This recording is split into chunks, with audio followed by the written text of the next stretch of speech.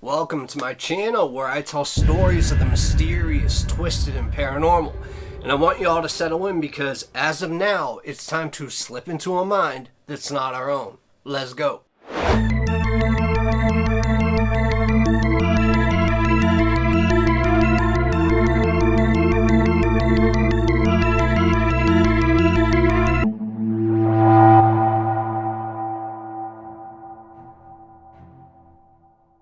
Now guys, I do have a video coming out soon about sleep paralysis, and I've even in fact had it many times, so I might be in the story. But I'm only preluding that because it might have something to do with today's video, or it might not. You be the judge. Now, Mark H. says he was abducted by aliens, and he clearly remembers awakening one night, unable to move anything at all but his eyes. And that's when he saw flashing lights and heard this buzzing sound, and he experienced feelings of levitation and felt like electric tingling sensations. Now, most terrifying were the non-human figures that he saw by his bed. Now, Mark, of course, believes these were aliens, and later he underwent hypnosis to try to recall exactly what had happened to him. And under hypnosis, Mark remembered being whisked through an open window to a large spaceship. Now, he was very frightened when these aliens took him into some kind of medical examining room, and there they say that one of them had intercourse with him. And from the story that I've read, it doesn't say if it was mutual or not. He just mentions that they did have intercourse. Now, afterwards, the aliens brought him back to Earth and returned him to his bed.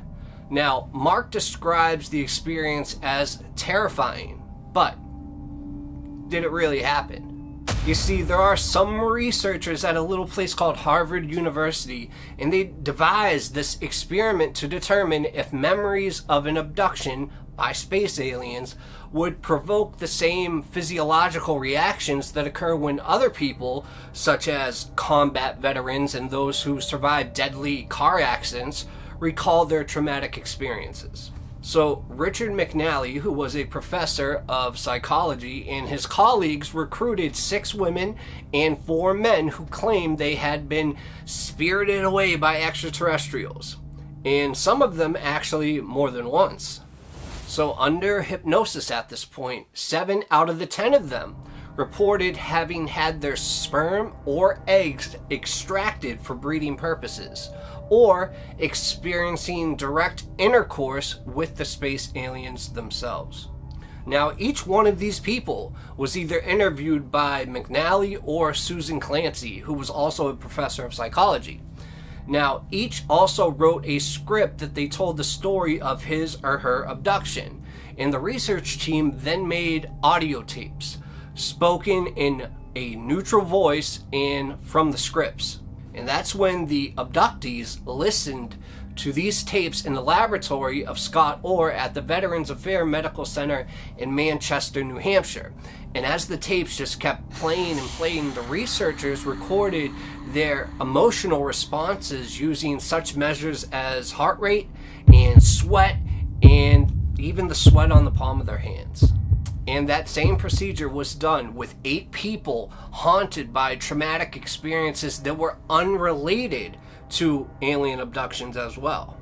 And when the 2 sets of measurements were compared in the end, the results were striking. Now, the abductees showed surprisingly strong physiological reactions to the tapes of their alien encounters. Their reactions were as great or greater than those of individuals who cannot shake memories of combat, sexual abuse, and other punishing events. Now, of course, they try to explain this away by saying it could be sleep paralysis mixed with, some hallucinations. I'm not going to say that's not possible. Now, believe whatever you want, but I'll leave you with this. When it comes to sleep paralysis, we have an upcoming story next week that will bring chills down all your spines. So, do you think that the mere science of them reacting the same or stronger to, other victims of horrible things makes their stories true? Let me know in the comments. On May 14, 2008, Brandon Swanson set out to celebrate the end of that year's classes with his friends, and he attended a couple of local gatherings that evening, first in Lind, which is near his home in Marshall, then in Canby, which is roughly about 30 miles away from his house. Now, Swanson's friends would later report that while they saw Swanson drinking, he didn't seem drunk. Okay, so you guys really gotta listen to this one. Swanson left Canby sometime after midnight to drive home, a trip he made practically every day as part of his commute to and from school. But that night, instead of taking Minnesota State Highway 68, which is the most direct route between Canby and Marshall, Swanson chose to drive through rural farming roads. Now, perhaps this was to sightsee in the middle of the night, or perhaps it was to avoid police because he drank a little bit. But whatever his reason may be, he soon got into trouble. Swanson veered into a ditch near a farming field, and because his car's wheels were now elevated, he couldn't get any traction at all to drive away or back out. And around 1:54 a.m., Swanson called his parents asking for a ride home, and he told them he was near Lind, about 10 minutes away from their home in Marshall. So Swanson's parents said yes, and they headed out to pick him up. Now, staying connected to the call as they drove, they found nothing but pitch darkness. So tempers kind of flared in the early hours as these frustrations grew. "Wait a minute, don't you see me?" Swanson asked as both he and his parents flashed their car headlights to signify their presence. And at one point, Swanson just hung up. And then his mother called him back, apologizing, and Swanson told his parents he would just walk back toward his friend's house in Lind. And so Swanson's father dropped his wife off back at home and continued towards Lind, remaining on the phone with his son. I mean, isn't this already getting weird enough? He says he's one place 10 minutes down the road. He waits till they get there, on the phone with them. They're flickering their lights saying, "Hey, we're here." And he's not there. But then, continuing, as he walked in the darkness, Swanson suggested that his parents meet him in the parking lot of a popular nightclub in Lynn, and decided to cut across a field as a shortcut. Now, continuing on, he claimed to his dad to see these lights of something nearby, and then abruptly shouted out, "Oh shit," to his dad while still on the phone, and then the call ended. Now, to this day, no one knows what happened to him. No body found. None of his belongings found. Nothing. But who knows? Perhaps, a farmer shot him because he was on their land and they shot first and asked questions later. Or perhaps it was so dark that he accidentally stepped in a river and accidentally drowned.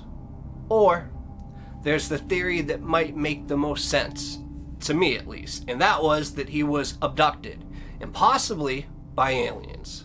Now, I know that may be far-fetched, but it could happen. It would explain the lights right before he lost connection, and then his body was never seen again. So I don't know. But you tell me what you think right now in the comments. So I need to know this. Did you like this format of shorter stories in the same episode? Or would you rather see these in separate episodes? It's all up to you. So please just let me know in the comments. I hope you enjoyed today's stories. And please make sure to subscribe if you haven't already. And I'll see you next time.